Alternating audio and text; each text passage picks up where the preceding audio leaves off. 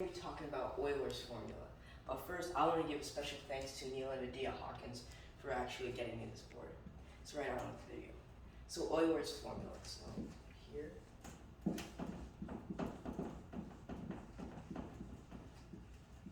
So Euler's formula involves the five, I'd say, most important constants in math, actually.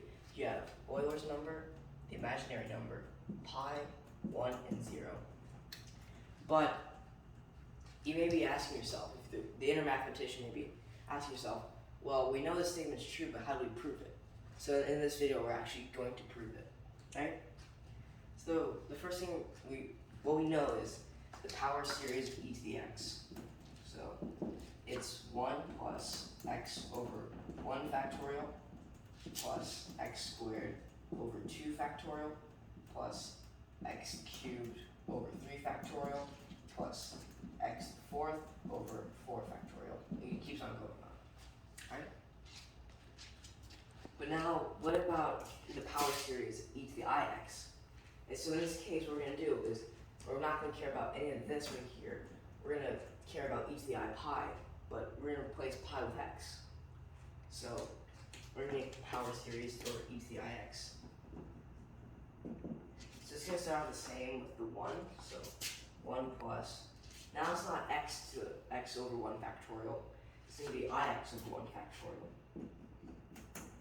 Factorial plus ix squared over 2 factorial plus ix cubed over 3 factorial plus ix to the fourth over 4 factorial.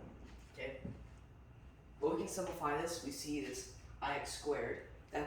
That's just -1 times x, which is, I'm just going to write it down. It's negative x over 2 factorial.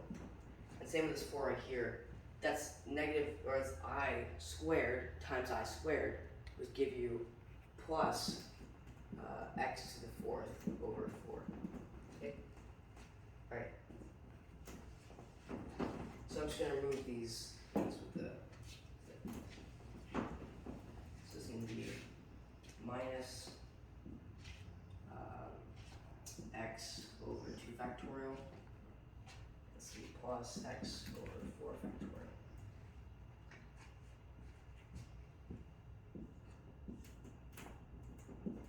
Alright. So what we can do is group these up into see, we have I and no I, so we can group them up, right? So I'm gonna start off with the no i's first. So it's gonna be 1 plus, we see, or no, it's gonna be 1 minus x squared over 2 factorial. Again, now x to the 4 plus x to the fourth over 4 factorial. And then we see this pattern, it continues on forever. So the next one without I would be x to the 6 over 6 factorial.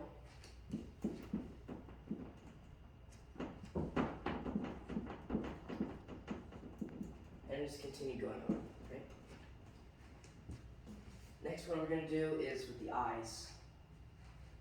Now since with i's, we can factor out an I into it. So the power series for that would be x over 1 factorial plus x cubed over 3 factorial plus x to the 5th over 5 factorial. Just keeps on going on. Alright? But if you've taken Calc 2 and studied power series, we can see this right here, this power series, this is cosine x. It's cosine x. This one right here is sine x. Sine x. Okay? So now what we can do is rearrange this. So e to the ix, that's equal to cosine x plus I sine x. Okay? Now if we want to plug in pi into it, plug back pi, so it'd be e to the I pi is is equal to cosine of pi plus I sine pi. Okay? Now we just need to evaluate it. So cosine pi, that's -1. Sine of pi at 0, so I sine pi is 0. So if we just add a 1 to both sides, you get Euler's formula, which is e to the I pi plus 1 is equal to 0. So that's that. That's the proof. But before this video ends, you may be asking, well, what are the applications for Euler's formula? Well, there's actually a lot of real-world applications, mainly in electrical engineering. So, let's write a different color.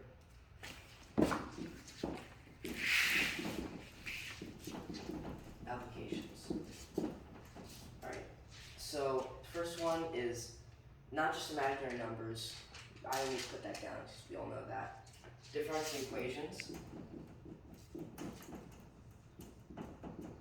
Some differential equations have e to the I pi, and yeah.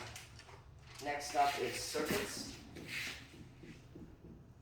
And circuits use imaginary numbers a lot. Go to any electrical engineering textbook, you can find Euler's formula in it. Next up is that I pretty much is most well known, the Fourier transform.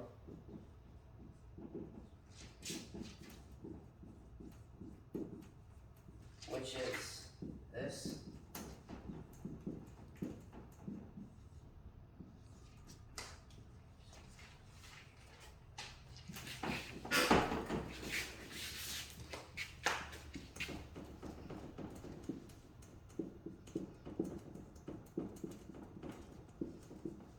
That's the Fourier transform.